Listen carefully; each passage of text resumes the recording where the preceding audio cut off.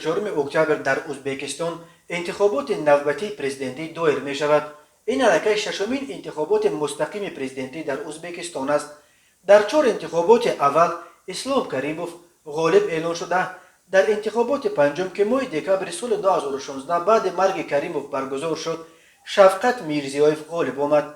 برای اشتراک در انتخابات امسال 5 نامزد از 5 حزب رسما ثبت نام شده در ازبکستان نامزدهای خود را پیشبری کردند. نامزدهای مخالفین به انتخابات راه نیفتند.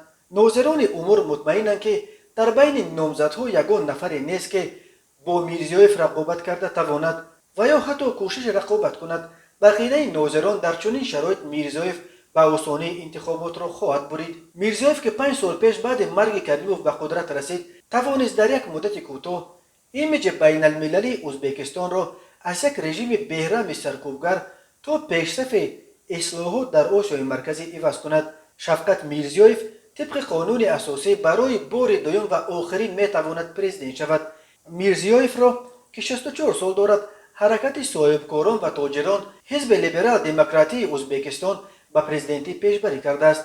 میرزیایف در نویه زامن ولایت جیزخ در اویله که از دهه یختن نویه غانچه تاجیکستان به اینجا کوچیده بود و دنیا آمده، دانشکده آبیاری تاشکند را ختم کرده است.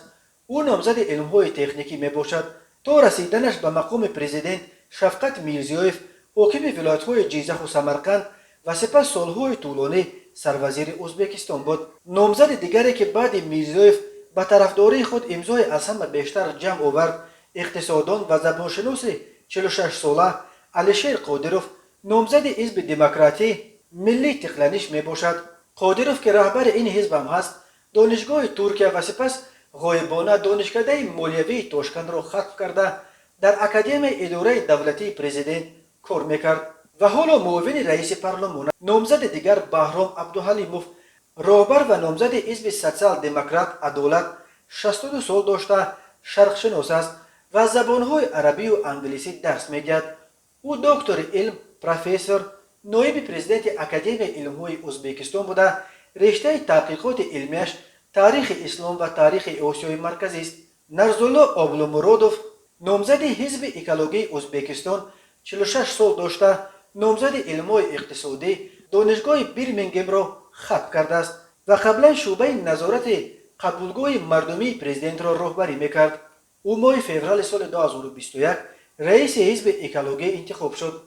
مقصوده وارثووا، نامزد حزب خلقی دموکراتی ازبکستان که در زمان اسلام کریموف حزب حاکم به شمار میرفت و خود کریموف رهبرش بود، 60 سال داشته، ختم کرده دانشکده طبی تاشکند است. او بیش از 30 سال از سالهای 1987 تا 2018 در یک بنگاه طبی در یکی از دهه‌های ولایت تاشکند کار کرده است. اول وکیل محلی بود و در انتخابات اخیر وکیل پارلمان ملی ازبکستان انتخاب شد. طبق قانون‌های ازبکستان تنها حزب‌های رسما ثبت نام شده حق پیشبری نامزد به پرزیدنتی را دارند. یک نفر تنها 2 دوره 5 ساله میتواند پرزیدنت شود.